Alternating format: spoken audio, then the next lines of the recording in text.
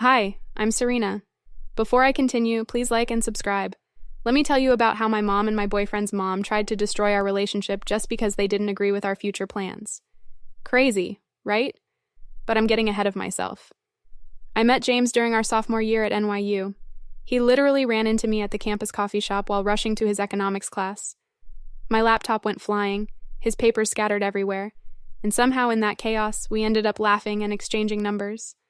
That was 3 years ago, and we've been inseparable ever since. You know what I love most about us? James would often say while we studied in our favorite corner of the library. We're building our dreams together, not just dating. He wasn't wrong. We both had big plans. I was completing my degree in marketing while James was finishing his software engineering program. We'd spent countless nights planning our move to Chicago after graduation.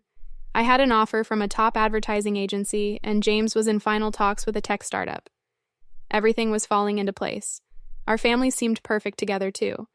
My mom, Carol, a high school principal, and James's mom, Diana, who ran her own real estate agency, became fast friends. They'd host monthly dinner parties where both families would get together. Dad passed away when I was young, but James's father, Robert, would often tell me I was like a daughter to him. These kids are meant for each other, Diana would say, hugging me whenever we visited. My mom would agree, always bragging about how James was the son she never had. Looking back, I should have noticed the subtle changes that started around spring break. It happened during one of our family dinners. James and I were excitedly sharing our Chicago plans. But sweetie, New York has so many opportunities, Mom interrupted, her fork pausing midway to her mouth. Why Chicago? The startup scene there is booming, Mrs. Anderson, James explained enthusiastically. The cost of living is lower, and we've found some great apartments in our budget. Diana's smile tightened. James, darling, your father's connections here could get you into any major tech company. Why start at the bottom elsewhere? Mom, we've talked about this. I want to build something from scratch, not ride on Dad's coattails. The conversation moved on, but something felt off. I caught Mom and Diana exchanging looks when they thought no one was watching. Their usually warm smiles seemed forced, and they started having these hushed conversations that would stop whenever James or I approached. Maybe we're being too hasty, Mom suggested one evening while helping me with laundry. Long-distance relationships can work too. You could try different cities, focus on your individual growth. I remember feeling confused. Mom, we're not splitting up. We've planned this for 2 years. She folded a towel with unusual precision. Plans change, sweetheart. Sometimes what you want at 22 isn't what's best for your future. If only I'd known then that this was just the beginning, that these two women who claimed to love us so much were already plotting to tear us apart. But I'm getting ahead of myself again. Let me tell you what happened next and how their perfect little plan began to unravel. I never meant to overhear their conversation. I'd forgotten my phone charger at Mom's house and stopped by to grab it before meeting James for dinner. That's when I heard them in the kitchen. Sarah's prepared the offer letter from Goldman Sachs, Mom was saying. Once Serena sees the salary package, she'll have to consider staying in New York. Perfect, Diana's voice was smug. And Mike's ready to play his part. He'll be at the company mixer next week, young, successful, and conveniently single. You're sure Serena doesn't know him? Positive. Sarah's briefed him thoroughly. He knows exactly how to get between them. I froze in the hallway, my heart pounding. These women, our mothers, were actively plotting to separate us. The Goldman Sachs offer I'd been so excited about? Fake. And who was this Mike person? My hands shaking, I pulled out my phone and started recording. James has to believe they're growing apart naturally, Diana continued. I've already planted doubts about long-distance relationships with his sister Emma. She'll help reinforce the idea that Serena might be holding him back from better opportunities here. Sarah's also arranged for that startup in Chicago to withdraw their offer to James. One call about his references should do the trick. I felt sick. Grabbing my charger, I slipped out unnoticed and called my best friend Ashley. They did what? Ashley's voice echoed through my car speakers as I drove to her apartment. Those sneaky little... I need your help, Ash. I have to gather more evidence before confronting them.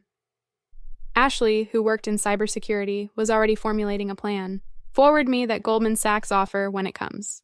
I can trace its real origin, and this Mike person, I bet we can find his connection to Diana through LinkedIn. Over the next week, we documented everything. Ashley helped me set up recording apps and taught me how to back up evidence securely. We discovered Mike was Diana's former intern, now working at a competitor's real estate firm. Sarah, Mom's college roommate, had been helping create elaborate fake job offers. The worst part? Watching it all unfold while pretending I knew nothing.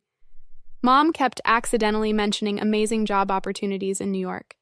Diana repeatedly invited us to events where Mike would happen to be present. "You look familiar," Mike said at one mixer, sliding into the conversation while James was getting drinks. "Didn't we meet at that marketing conference?" I played dumb, knowing full well he'd been coached. "I don't think so." But things were already affecting James. "Maybe your mom's right," he said one evening. "Starting our careers in different cities could be good for us professionally." My heart sank, but I kept my poker face. Our mother's plan was working. They were making him doubt everything. But they'd forgotten one crucial detail. They'd raised a daughter who didn't give up easily. And with Ashley's help, I was building a case that would expose every single one of their manipulations. I just had to time it perfectly. Their plan was working better than they'd hoped. James was becoming distant, questioning everything. Every time he checked his phone, I knew he was reading those carefully crafted messages from his sister Emma about following his own path. "I got another offer from Microsoft here in New York," he said one evening, staring into his coffee. "Dad's friend recommended me. Maybe we should talk about breaking up." My voice cracked. It was time. I pulled out my laptop and opened a folder labeled Family Photos. Except these weren't holiday snapshots. They were weeks of evidence. "Before you say anything else, I need you to listen to something." I played the kitchen recording. James's face went from confused to shocked to angry as he heard our mother's plotting. "That job offer you got? Your dad's friend didn't recommend you. Your mom arranged it after they sabotaged your Chicago opportunity." I showed him Ashley's trace of the emails. "And that startup's sudden withdrawal? Your mom's doing—" "No way." But his hands were shaking. "My own mother wouldn't—" "Remember Mike from the mixer? Diana's former intern, specifically hired to create problems between us. Here's their LinkedIn connection. Here are his text messages with your mom planning their accidental meetings." James sat there, stunned, as I revealed everything. The fake Goldman Sachs offer, Emma's coached conversations, every manufactured conflict and staged coincidence. "I'll kill them." His voice was deadly quiet. "I'll literally—" "No, we're going to handle this smart." I squeezed his hand. "Your dad needs to see this first." Robert was furious. We showed him everything in his home office while Diana was at a showing. "I knew something was off," he said, reviewing the evidence. "Diana's been taking too many private calls lately, and Carol's sudden interest in James's career choices seems suspicious. Dad, they tried to destroy my future. Our future." Robert's face hardened. "Not on my watch. I'm calling my lawyer friend tomorrow. But first, you both need to confront them, separately. I'll handle Diana myself after." The next day, I met Mom at her favorite cafe, as she rambled about another amazing opportunity in New York. I placed my phone on the table and hit play. Her face went white as her own voice filled the air. "Sarah's prepared the offer letter." "I have everything, Mom. Every conversation, every fake offer, every manipulative little plan you cooked up with Diana." "Sweetheart, we were just trying to control my life? To sabotage my relationship? To destroy my career opportunities?" My voice was steady, but my hands were shaking under the table. "Did you really think you'd get away with it?" Meanwhile, James was having a similar conversation with Diana. She tried denying everything until he mentioned Mike. That's when she broke down, claiming she only wanted what was best for him. But we were beyond their manipulative tears. Robert had already contacted his lawyer about the potential career sabotage. Our mother's perfect plan was crumbling, and the best part? They had no idea what was coming next.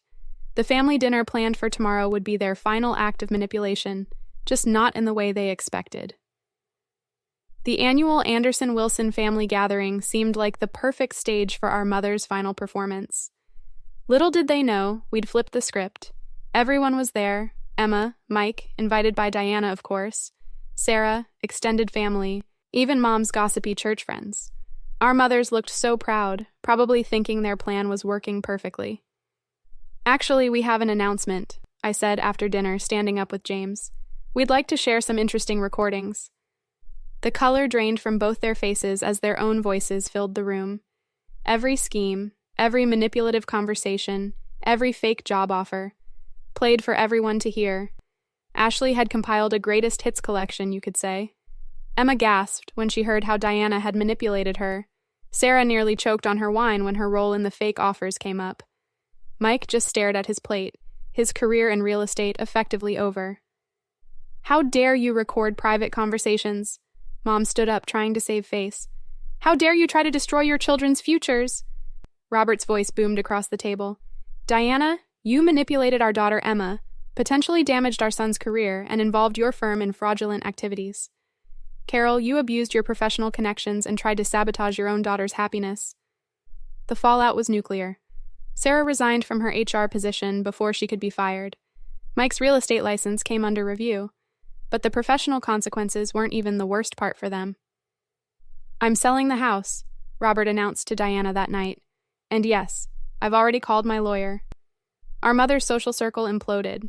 Turns out people don't like manipulative liars who hurt their own children. Who knew? 2 months later, James and I moved to Chicago. His startup position, still there. Turns out, they never received any calls about his references. That was just another lie. I can't believe they thought they could break us, James said as we unpacked in our new apartment. They only made us stronger. He was right. Every manipulative text, every fake job offer, every scheme had pushed us closer together. We'd faced their betrayal as a team and come out winning. 1 year later, life is sweet. James's startup is thriving, and I'm killing it at my agency. We're planning our wedding. Small, intimate, and about 600 miles away from New York. Mom still sends tearful voicemails about forgiveness. Diana tries reaching out through flying monkeys, family friends, relatives, even my old college professors. But we're done with their manipulation. Sometimes the best revenge is living well, Ashley told me during her last visit. She's right. Our mothers wanted to control our lives, keep us in their web of manipulation. Instead, they lost their children, their social status, and their power over us. Robert? He's our biggest supporter. He visits monthly, always bringing horror stories about how Diana's real estate business is struggling since people found out about her schemes. Karma's kind of poetic that way. So here we are, living our dreams in Chicago, stronger than ever. And our mothers? They can keep their fake job offers and manipulative plans. We're too busy being happy to care. Oh, and Mike? Last I heard, he's selling used cars in Jersey. Guess that's what happens when you play stupid games with other people's lives. Like they say, karma's only a bad thing if you are. What would you do if you discovered your own mother secretly plotting to destroy your relationship? Would you expose them publicly like Serena did? Or handle it privately? Share your thoughts in the comments below. If this story of betrayal and sweet revenge resonated with you, don't forget to hit that like button and subscribe for more dramatic true stories of justice served.